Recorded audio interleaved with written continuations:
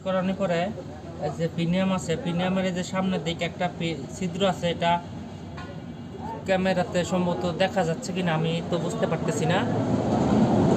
তো এটা যাইব এই সোজাসুজি, তো এইভাবে আস্তে আস্তে দিয়ে দিবেন, সেম ভাবে।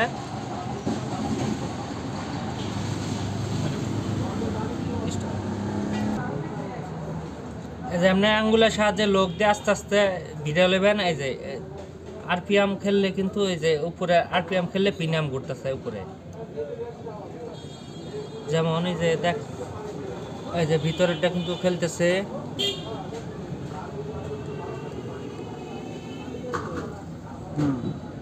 ওকে, এই যে খেলতেছে, এইভাবে কিন্তু ইঞ্জিনে কাজ করে। আরপিএম কমানি বাড়ানি, এখান থেকে প্রিমিয়াম থেকেই তেল কমানি বাড়ানি হয়। তারপরে এই যে প্লেন পাতি ওয়াশার, যার উপর এরপর স্প্রিং বসবে, এটা দিলাম স্প্রিং। তারপর আপনার প্লাঞ্জার, এই প্লাঞ্জার ফিটিং করার সময় যে যে দাগটা আছে, চিহ্ন মার্ক করা আছে, এই যে প্লাঞ্জারের উপরে মার্ক করা আছে, এই যে মার্ক, এখানে এই মার্কটা ডান দিকে দিবেন। মানে মার্কটা আপনাকে এই যে এখানে যে মার্ক আছে, মার্কটা যে মাইনাস স্ক্রু নাট যেখানে বসিয়েছেন এই সেম আসবে। এই যে এইভাবে এই দাগটা এখানে আসবে, যদি এত দূর আসবে না, এই যে এই পর্যন্ত রাখবেন। তো আমরা এইভাবে দিয়ে দিই। এই যে এদিক দেখাই,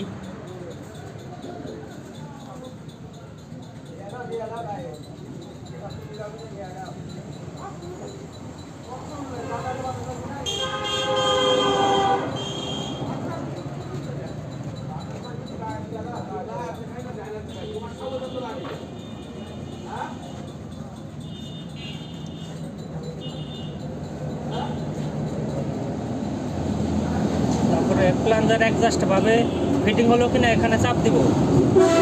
চাপ দিলে বোঝা যাবে, যদি ভিতরে আপ ডাউন করে তাহলে ঠিক মতো পজিশনে পড়েছে, না হলে আবার একটু এই যে আপ ডাউন করে। এইভাবে যদি চাপ দিলে যদি আপ ডাউন করে তাহলে বুঝতে পারবেন সম্পূর্ণভাবে প্লাঞ্জারের মধ্যে চলে গেছে। তারপরে যে রুলার